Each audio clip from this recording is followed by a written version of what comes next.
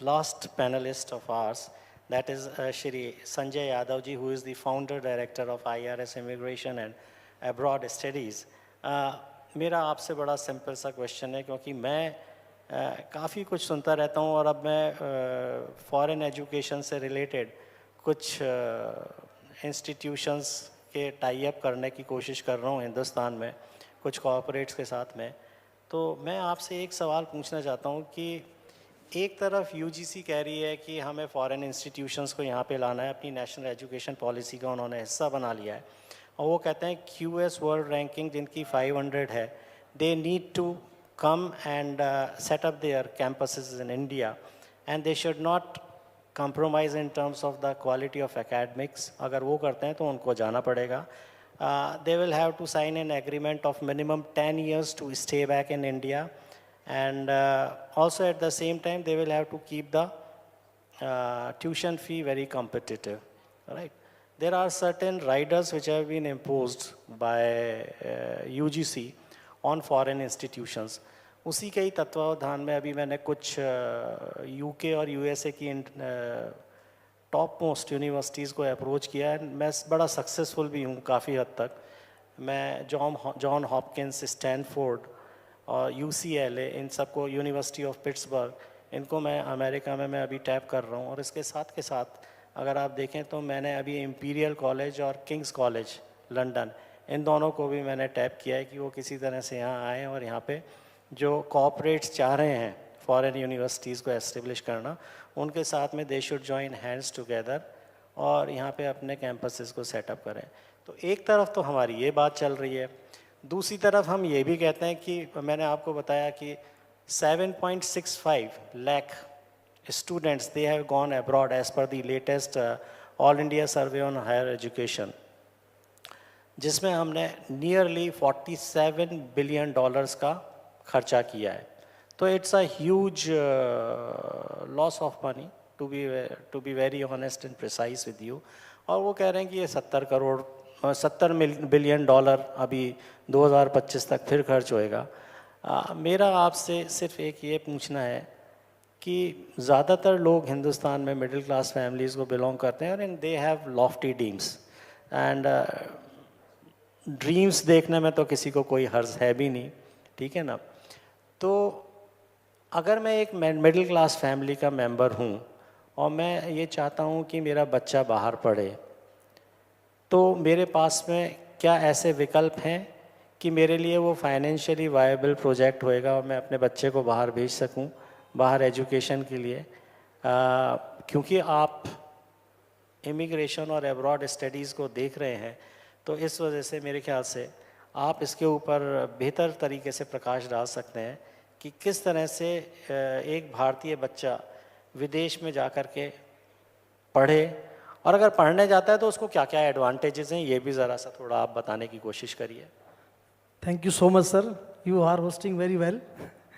हाँ जी सर, आप बहुत अच्छे से होस्टिंग कर रहे हैं, इसके लिए बहुत बहुत धन्यवाद. Thank you very much. Thanks. और एक्चुअली क्या है, मैं सबसे पहले जो फर्स्ट इंडिया न्यूज़ है उसका धन्यवाद करता हूं कि इस तरह का इनिशिएटिव लेना और सभी इंस्टीट्यूशंस को एक प्लेटफॉर्म पे लाना और बच्चों से इंटरेक्ट करवाना, ये काबिले तारीफ़ है, बहुत अच्छा है और बेहतरीन प्रयास. जी जी, बहुत ही बढ़िया. और मैं सभी बच्चों से बोलना चाहता हूँ, guys, bro, how are you, all well. मैं आपसे एक छोटी सी रिक्वेस्ट करता हूँ कि नेक्स्ट जो ये आज का इवेंट है आपकी लाइफ में, जब आप अपनी सक्सेस को मेज़र करेंगे फ्यूचर में कभी, तो आज का जो डिस्कशन है वो आपके कैरियर बिल्डिंग में बहुत बड़ा रोल प्ले करेगा. तो मैं चाहता हूं कि आपका जो अटेंशन है वो बहुत अच्छा हो. एग्री? चलिए एक बार आप अपने लिए क्लैपिंग कर लीजिए प्लीज एक बार. वाह. तो सर आपने मेरे साथ में बहुत तरह के सवाल मेरे पे एक साथ ही, मैंने आपके ऊपर एक तरह से दाग दिए हैं ये बहुत सारे सवाल. जी, जी. तो क्या मैं पीस मील अप्रोच में आपके साथ में एक के बाद एक सवाल करूं? हाँ जी, हाँ जी, हाँ जी, है ना. तो नहीं चलिए, सर, मेरे को, मैं इनको पूरा एलिबरेट करूंगा वन बाय वन. जो मैं आपसे पहला सवाल कर रहा हूं जी कि फॉरेन एजुकेशन एक महंगा फैसला है, जी क्या ये मिडिल क्लास की पहुंच से बाहर है? जी। ठीक, जवाब। डियर स्टूडेंट्स, यहाँ पे मैं आप लोगों से एक बात करना चाहूँगा कि एक्चुअली क्या है, अभी यहाँ पे हमारे पास में वर्ल्ड क्लास इंस्टीट्यूशंस हैं। मैं सभी की रेस्पेक्ट करता हूँ। जैसे यहाँ पे मणिपाल यूनिवर्सिटी, अलग अलग बियानी सर हैं, पोदार, अलग अलग इंस्टीट्यूशंस हैं, और हम सब लोग बहुत अच्छे एफर्ट्स डालते हैं एकेडमिक में। जब आप बच्चे को 12वीं तक पढ़ा रहे हैं, आप बच्चे को ग्रेजुएशन करा रहे हैं, इस सफ़र में एक्चुअली क्या है, मैं उन बच्चों का जो आफ्टर ग्रेजुएशन, जब उन्होंने सपने देखे हैं कि मैं ग्रेजुएट होऊंगा, उसके बाद में मैं जब नौकरी के लिए बाहर जाऊंगा, किस तरह का मुझे पैकेज मिलेगा, तो जब हम हमारे इंडिया में जब बात करते हैं, जैसे मैं आपको कुछ एग्जांपल देता हूँ। बहुत एक बच्चे का ड्रीम होता है कि मैं नर्सिंग फील्ड में जाऊँ, और वो 3 ईयर 4 ईयर कोई नर्सिंग कोर्स को चुनता है, और उस पर वो 8 to 10 लाख रुपीज़ इन्वेस्ट करता है 3 ईयर 4 ईयर में, और उसके बाद जब वो किसी हॉस्पिटल्स में जा रहा है जॉब के लिए, तो उसको मिलता है 20,000 रुपये, 25,000 रुपये, इस तरह का पैकेज उसको मिल रहा है। तो एक्चुअली क्या है, आज पूरी दुनिया, आज सभी बच्चे अपने आप से, चाहे उनके कुछ फ्रेंड्स हैं जो बाहर चले जाते हैं, आउट ऑफ इंडिया चले जाते हैं, उनकी वो लाइफस्टाइल देखते हैं, और जब वो अपने आप की ग्रोथ यहाँ पे देखते हैं, तो उनके अंदर जो कंपैरिजन आता है कि यार मैं यहाँ पे हूँ और मेरा एक दोस्त बाहर गया हुआ है, उसकी ये लाइफस्टाइल है, काश मैं भी वहाँ पे जा पाता और मैं भी इस तरह की लाइफस्टाइल जी पाता। क्योंकि बड़े सारे डिफरेंसेस वो अपने अंदर और एक अपने उस फ्रेंड में जो बाहर रहता है उसमें वो देखते हैं। तो एक्चुअली क्या है, स्टडी अब्रॉड को लेके जो मिथ हैं, मैं उन मिथ को आज यहाँ पे आपके माध्यम से सभी बच्चों को क्लियर करना चाह रहा हूँ। एक्चुअली क्या है, we have 2 type of society. एक वो है कि जिनके पेरेंट्स के पास अच्छा पैसा है, और ठीक है, उनका उन्होंने एक विजन देखा है कि यार मेरे बच्चा बाहर जाएगा और बाहर जाके वो कोई डिग्री करके आए, मास्टर्स करके आए, इंडिया में आए, अपने बिजनेस को रन करे, तो उनका एक अलग गोल है और उसके बिहाफ पे वो अपने बच्चे को बाहर भेजते हैं। लेकिन सेकेंडरी, हम जो जिस मिडिल क्लास परिवारों से बिलोंग करते हैं, एक्चुअली क्या, I am self made person. मेरे फादर किसान हैं, मैं कोई ऐसी फैमिली से नहीं आया हूँ जो बहुत रिच फैमिली हो या जिसने विरासत में कुछ दिया हो मेरे को, और right now I am Millionaire. तो ये मैं कोई अपनी तारीफ के लिए नहीं बोल रहा, जस्ट क्योंकि मुझे लगता है बच्चे हैं और बच्चों को ये पता चलना चाहिए कि सबकी कहानी जीरो से शुरू होती है। आप अगर राइट डायरेक्शन में हैं, अगर आप के पास में गोल है, आपके पास विजन है, तो yes you can achieve what you want. ये इजी है अगर आपके पास में सही डायरेक्शन है। तो मैंने ये रिसर्च है और प्रॉपर जो डेटा है हमारे देश का, जो हमारे इंस्टीट्यूशंस हैं उनके द्वारा जो रिसर्च की है, सर्वे हुआ है, उनके आधार पे ही मैं आपसे कुछ चीज़ें शेयर कर रहा हूँ। अभी क्या है, मैं ये चाहता हूँ, जैसे हम लोग स्वामी विवेकानंद जी की बात करते हैं, है ना, हम लोग अलग अलग जो लोगों की बात करते हैं जिनके आदर्श हम लोग फॉलो करते हैं, तो उनमें एक बात कॉमन कही गई है कि पूरा विश्व अपना परिवार है। मतलब I am very proud that I am Indian, I feel very proud. मैं अपने देश से बहुत प्यार करता हूँ, और मैं अगर इंडियन हूँ और मैं देश के दुनिया के किसी भी कोने में हूँ, और वहाँ पे जब इंडिया जीतती है, जैसे अभी संजय सर कह रहे थे, तो वहाँ पे हम लोग इंडियन फ्लैग लेके निकलते हैं, एक अलग एक्साइटमेंट होता है। तो मैं ये मानता हूँ कि पूरी दुनिया मेरी फैमिली है, और मैं आज मेरा जो ड्रीम है वो ड्रीम ये है कि एक्चुअली बच्चों, जैसे अभी हम लोग बात कर रहे हैं कि बच्चे क्या कर रहे हैं, नशे में जा रहे हैं, बच्चों को स्ट्रेस है, तो उसको कोई समझना नहीं चाहता स्ट्रेस क्यों है, वो नशे में क्यों जाने चाह रहे हैं। एक्चुअली क्या है, हमारे जो कल्चरल्स हैं, हमारे जो संस्कार हैं, जैसे हमने पेरेंट्स से सीखा है, इंस्टीट्यूशंस हमें सिखाते हैं, फिर भी हम लोग बच्चों को रोक नहीं पा रहे हैं कि वो किस तरह के स्ट्रेस को फील कर रहे हैं, क्योंकि उनको जो फियर है ना, वो है उनके करियर से रिलेटेड, उनकी फाइनेंशियल ग्रोथ से related. Sir, this is fear of failure. हाँ, That आप सही बोल pushes रहे हैं। them towards depression. बिल्कुल, ये सो फियर ऑफ फेलियर को किस तरह से हम प्लक आउट कर सकते हैं, ये एक बहुत बड़ा चैलेंज है हायर एजुकेशन सिस्टम के लिए।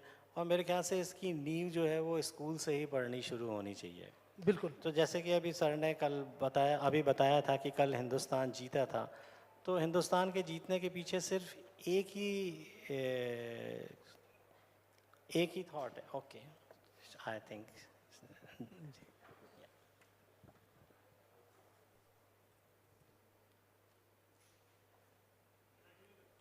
Thank you sir.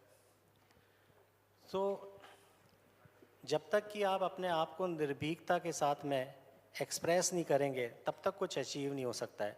जहाँ फियर और फेलियर आ जाता है, वहाँ पे दिक्कतें आती हैं। तो मैं हमेशा एक चीज़ कहता हूँ कि feed your focus and starve your distractions. तो fear of failure is a big distraction for the students, और उससे हर बच्चे को अपने आप को बचाना चाहिए। And feed your priorities, feed your strengths, feed your focus means आप ज़िंदगी में क्या बनना चाहते हैं, आप ज़िंदगी को किस दिशा में ले जाना चाहते हैं, उस तरफ आप फोकस रहिए और सिर्फ उसी के बारे में सोचिए और अपनी सारी एनर्जी को उसी तरफ चैनलाइज करिए। So strengthen the strengths and over a period of time try to iron out the weaknesses that you have, and one of the weaknesses is the distraction. तो distraction को हमेशा स्टार्व करिए आप, वही एक मेरे ख्याल से सफलता का मंत्र हो सकता है आज के युवा के लिए।